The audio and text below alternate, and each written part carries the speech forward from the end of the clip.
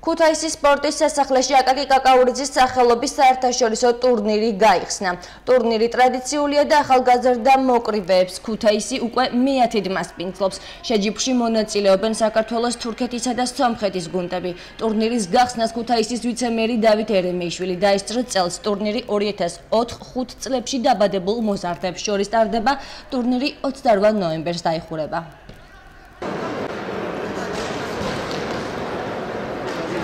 სტარტი აიღო დიდი მოკრივის აკაკი კაკაურიძის სომხეთში მიზნმა საერთაშორისო ტურნირმა, რომელიც ტრადიციულია და ყოველ წელს ტარდება ქალაქ ქუთაისის მუნიციპალიტეტის დაფინანსებისა და აიფ სპორტულათა და გაერთიანების გვერდშიდგომით.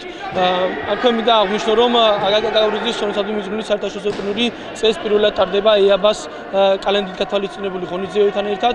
რა თქმა უნდა, მნიშვნელოვანია ჩვენი ქალაქისათვის. მე მინდა მაშინ მონაწილე ყველა სპორტსმენს უსურვო წარმატებები. ქალაქ ქუთაისი მასპინძლობს ტრადიციულ ტურნირს, რომელიც მეათეჯერ იმართება. ქალაქ ქუთაისის მერიის მხარდაჭერით, ასევე საქართველოს ეროვნული ფედერაციის მხარდაჭერით იმართება ეს ყველაფერი, სადაც მონაწილეობას ღებულობს საქართველოს 14 მუნიციპალიტეტი, ასევე 19-დან სომხეთისა და თურქეთის ნაკრები გუნდები.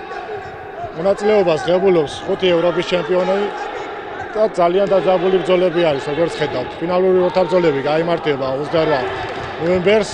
ტურნირი არის საერთაშორისო მასშტაბით და ჩვენ წელს ყავს სტუმრები თურქეთიდან და სასომხეთიდან. წინა წლებთან შედარებით, რა თქმა უნდა, საერთაშორისო ჩართულობა უფრო ნაკლებია და გასაგები არის ეს პანდემიით არის გამოწვეული. მინდა ასევე აღვნიშნო, რომ წელს ასევე გოგონების მონაწილეობენ ტურნირში. 24-ში ჩამოვიდა გუნდები.